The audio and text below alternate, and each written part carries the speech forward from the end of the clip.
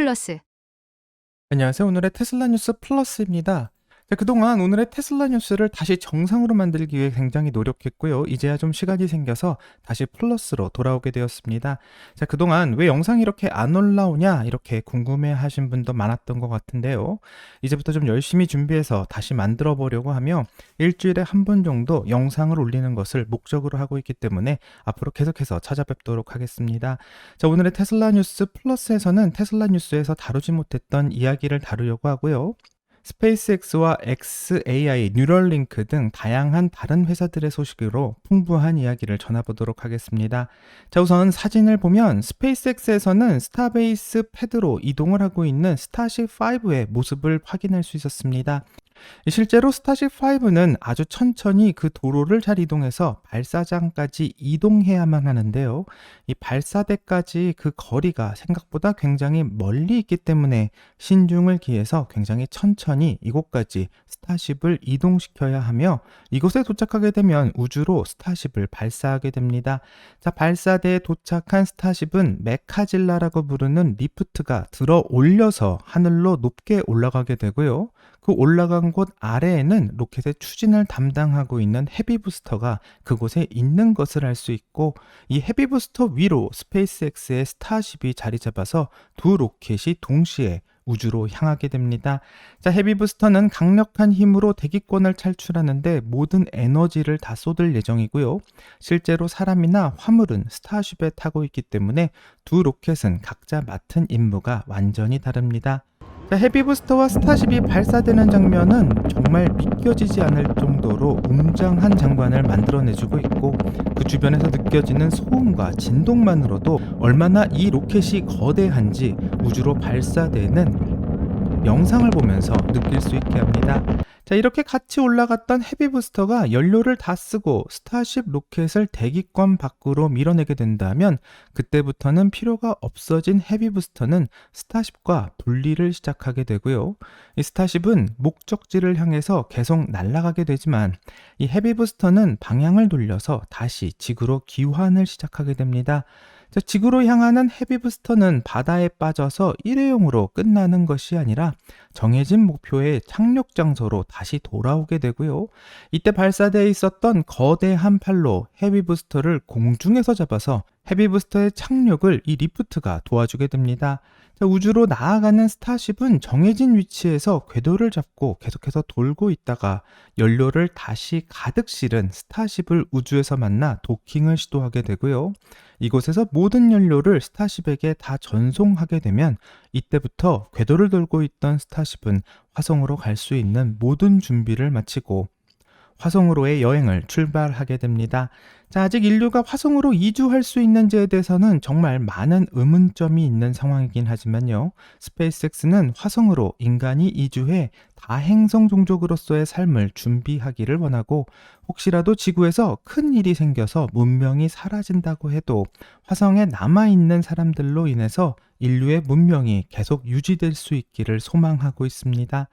헤비부스터와 스타쉽에 대한 영상을 다 봤는데요. 여기서 눈에 띄는 것은 바로 헤비부스터를 메카질라가 잡는 모습이고, 이렇게 정말 하는 것이 가능한 일인가 싶을 정도로 엄청나게 거대한 헤비부스터를 정교하게 잡아야 되는 것을 요구하고 있습니다.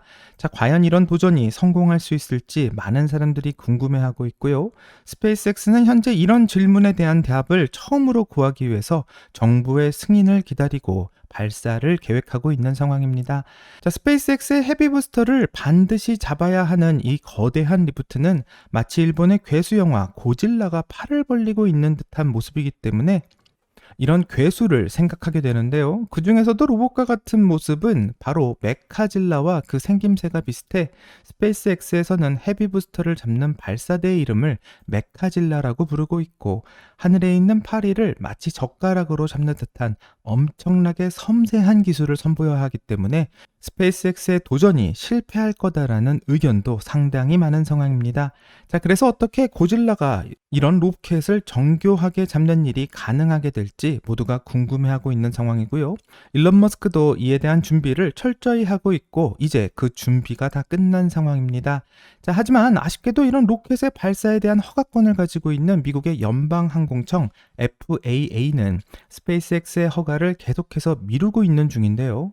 스페이스X의 5번째 시험 비행 날짜는 계속해서 이 때문에 지연되고 있습니다. 자, 스페이스X는 몇 주 전 블로그 포스팅을 통해서 스타쉽이 8월 초부터 통합 비행 시험을 준비 중이라고 밝히며 이미 발사 준비가 완료되었다라고 말했지만 미국의 연방항공청은 예상 발사 일사를 8월 달이 아닌 11월로 정했다라고 말하고 있어 무려 발사의 연기가 4개월이나 연기하게 되었는데 모두가 알다시피 이 11월에는 미국에서 대통령 선거가 있는 달이며 트럼프를 지지하고 있는 일론 머스크의 회사인 스페이스X가 이런 기념비적인 일을 성공리에 마무리할까 우려하는 것 같습니다. 자, 만약 일론 머스크가 이런 무모한 도전을 성공하게 된다면 바로 민주당의 선거에서는 악재로 작용하지 않을까, 이런 생각 때문에 모든 정부가 힘을 써서 스페이스X의 발사를 가로막고 있는 것 같고요. 스페이스X가 성공하는 것에 대해서 모두가 두려워하고 있다라는 생각밖에 할 수 없는 상황입니다. 자, 이런 정치적인 판단이 미 우주 항공 산업에서도 그대로 보여주고 있는데요.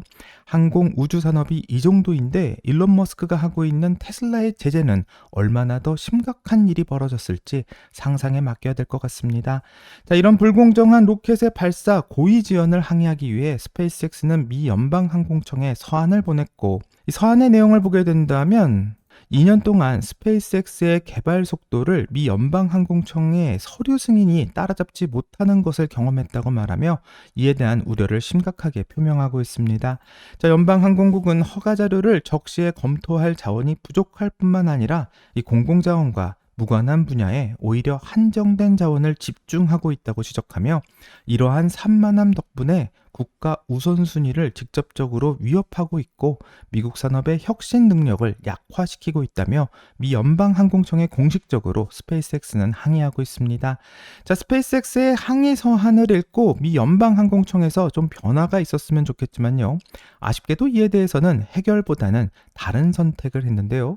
미 연방항공청의 완전히 다른 선택 결과는 바로 스페이스X에게 60만 달러, 한화로는 약 8억 원의 벌금을 청구한 것이고 연방항공청이 승인하지 않은 조치를 스페이스X가 실행했기 때문에 이것을 문제 삼아 벌금을 청구했다고 알려져 있습니다. 자, 일론 머스크는 정부가 스페이스X에게 너무나도 과도한 규제를 하고 있다고 주장하고 있고 이에 대해서 미 연방항공청을 상대로 소송을 제기할 예정이라고 하는데요. 앞으로 법정 싸움이 본격적으로 시작될 것을 예상하고 있습니다. 자, 일론 머스크는 이번 소송을 통해서 미국 연방항공청의 부적절하고 정치적인 동기가 있는 행동이 낱낱이 드러날 것이라고 확신한다며 이번 소송에서 자신감을 비치고 있습니다. 자, 우주 개발에 대한 문제는 정당의 문제를 떠나서 국가적인 문제고 또 중요한 상황이기 때문에 최대한 공정하게 판단하고 임해야 될 거라고 생각하는데요. 또 현재 우주정거장에 보잉사의 잘못으로 인해 강제 체류 중인 승무원들이 있기 때문에 스페이스X의 테스트를 위한 발사 허가를 빠르고 공정하게 해줘야만 할 것 같습니다. 하지만 선거에 이겨야 한다라는 정치적 판단이 모든 것보다 우선시되는 결정인 것 같고 지난 4년간 전기차에서 반복됐던 일들이 그대로 우주에서도 재현되고 있다는 것이 상당히 아쉬울 따름입니다. 자, 그래서 더욱더 이번 11월 선거에서 현 집권당이 아닌 일론 머스크가 지지하고 있는 정당의 승리를 기원하게 되고요. 만약 승리하게 된다면 테슬라와 스페이스X의 발전은 제약이 없어지기 때문에 더 빨라질 것이라고 생각하게 됩니다.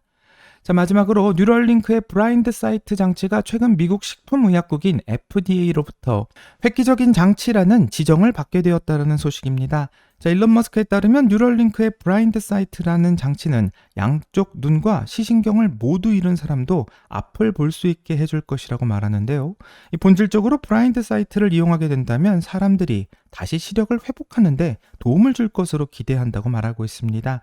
자, 심지어 태어날 때부터 아예 앞을 보지 못했던 사람도 이렇게 시각이 없었던 사람들조차도 뉴럴링크의 브라인드 사이트를 이용하면 시력을 회복할 수 있을 것이라고 말해 화제가 되고 있는데요.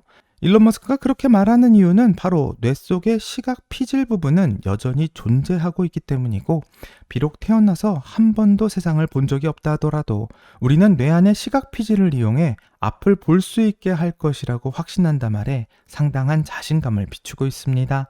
자, 뉴럴링크에는 X의 공식 계정을 통해서 미국 식품의약국인 FDA로부터 시각장애용 획기적 기기 지정을 받았다라는 사실을 알리고 있는데요. 이 시력을 잃은 사람에게 다시 시력을 되찾아주기 위한 뉴럴링크의 노력에 동참해달라며 시험에 참여할 환자도 모으고 있습니다. 자, 일론 머스크는 뉴럴링크의 블라인드 사이트 장치를 사용하면 처음에 보이는 세상은 고전 아타리 게임기처럼 좀 저해상도로 보일 것이라고 예상하고 있고, 하지만 시간이 지나면 지날수록 자연스럽게 시각이 돌아오며 적외선과 자외선, 심지어 레이더파를 보는 것도 가능할 수 있다고 해 우리가 상상하는 그 이상을 보게 될 것이라 예상합니다. 자, 일론 머스크는 예로 스타트랙에 나오고 있는 GOD 라포지를 연상하라고 말하는데요.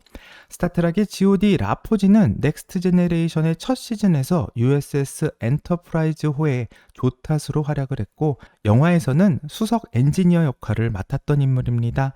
자, 극중에서 라포지는 태어날 때부터 시각 장애인이었고, 영화에서는 시각 보조 장치인 바이저를 착용해 세상을 볼 수 있었기 때문에 일론 머스크는 바로 이런 모습이 될 거라고 말하고 있습니다. 자, 엑스에는 실제로 자신의 큰 아들이 현재 14세이지만 CRB1이라는 망막 이상증에 걸렸고, 이 질병은 희귀 안질환이라고 말하는데요. 이로 인해서 한쪽 눈은 거의 실명인 상태고, 또 다른 한쪽의 눈도 실명 상태가 되어가고 있다고 합니다. 그래서 하루하루가 힘들지만 배움에 대한 그 열정은 결코 멈출 수가 없기 때문에 어려움 속에서도 학교를 잘 다니고 있다는 부모의 마음을 글로 전하고 있는데요. 이 희귀 안질환을 얻게 된 소년이 직면하고 있는 험난한 세상에 대해서 앞으로 어떻게 살아가야 할지 조언을 구한다는 글을 X에 올리고 있었습니다. 자, 일론 머스크는 이 글에 댓글을 달았고요. 큰 위안이 되지는 않지만 이 뉴럴링크는 몇 년 안에 비전 칩을 개발 중이라고 말하며, 이는 뉴럴링크에서 텔레파시 기능 다음으로 연구하게 될 영역이라고 말하고 있기에 뉴럴링크에서 앞을 못 보는 많은 사람들을 도와줄 수 있는 장치가 되었으면 합니다. 자, 컴퓨터와 휴대폰이 일상이 된 환경 속에서 앞을 볼 수가 없다는 것은 생각만 해도 정말 어떻게 살아야 할지 막막해지는 것 같은데요. 모두가 불가능하다고 말하는 것을 뉴럴링크는 현재 도전하고 있고, 전기차와 마찬가지로 이런 도전에 대해서 사기꾼이라고 조롱하고 불가능하다고 말하고 있지만, 스페이스X와 테슬라에서 보여주었던 것처럼 이곳에서도 일론 머스크는 혁신을 보여주었으면 좋겠습니다. 자, 여기까지가 오늘의 테슬라 뉴스 플러스고요. 오늘 영상이 도움이 되셨다면 구독과 좋아요 그리고 알람 설정 부탁드립니다. 자, 오늘의 테슬라 뉴스 플러스는 앞으로도 테슬라 이외의 다양한 소식을 전하려 하며 풍부한 이야기로 다음 주에 다시 돌아오도록 하겠습니다. 감사합니다.